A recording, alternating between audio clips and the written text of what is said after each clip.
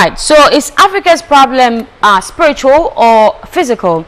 This is a third edition of this discussion. Well, Dr. Ahmed Maulana, after 40 years of research into the problems of Africa, he has a position that Africa's problem is actually spiritual and no material wealth or money is ready could actually take this over. Well, let's listen to Dr. Ahmed Maulana. Ladies and gentlemen, esteemed guests, good morning. May God bless you. I'm very happy to be here today. And you know, over the last couple of weeks, I've been dealing with the issue, and I think this issue is central to the heartbeat of all African people, particularly starting here in Ghana. Is our problem as Africans, is it spiritual or is it physical? Let me give some dimensions of our existence. Here we are, a people sitting on the richest piece of real estate in the world. We're sitting on gold, we're sitting on diamonds, we're sitting on oil. But yet, we have to get Europeans or Chinese outsiders to come and tell us what to do. You go here, you go there, you do this, you do that. How do you explain that? That is one dimension. We are the only people in the world, the African, that do not see God Almighty in our own image. Right. Is that physical or is it spiritual? As a people, how can you not? I mean, your deity that you pray to, your deity that you revere, you know what I mean? How can you not see that deity in your own image? And that's why I say, I mean, we could go on and on and on. And I came to the conclusion some years ago, and I'm sharing this information now, because I truthfully believe, Howard, I am on to solving a serious problem that has bedeviled the black race for over 2,500 years. I'm not saying I'm the only one on the planet that has the answer, but I've devoted my life to bringing this truth. We have a mechanism within us called telepathy. You know telepathy? Yeah. In other words, telepathy is that we can send a message, we can receive a message, because it goes back to the very scientific principle under biochemistry of melanin. Melanin, all we see is the skin. The skin is either blackened, brown, or what. But underneath the skin, there is a fluid. And that fluid is called neuropeptide. And the foundational basis of that fluid, it has electromagnetism in it. It's a black fluid.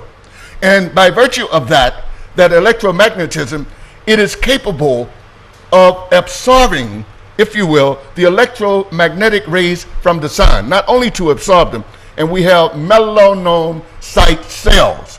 Melanocyte cells within the bloodstream. They're in the thousands all over us.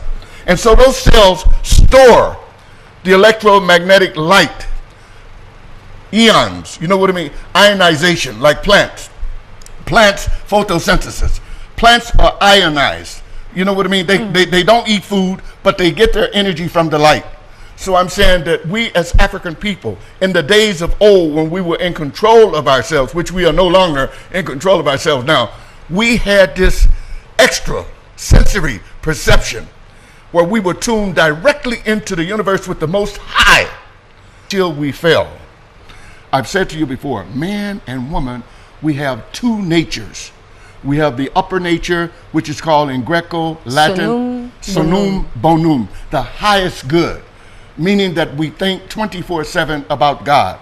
But we also have a lower nature, and that lower nature is mischievous and beastly. You know what I'm talking about. Every listener out there know what I'm talking about. We have a lower nature, but the Creator, God Almighty, had given us divine laws and showed us, as long as you stay on the right path and adhere into the practicality of these laws, you will neutralize your lower nature. But immediately that you deviate off the right path and start doing mischievous things that are, let's say, breaking the covenant of divinity of the divine laws, that lower nature will begin to augment. And that lower nature is what I'm saying, Howard.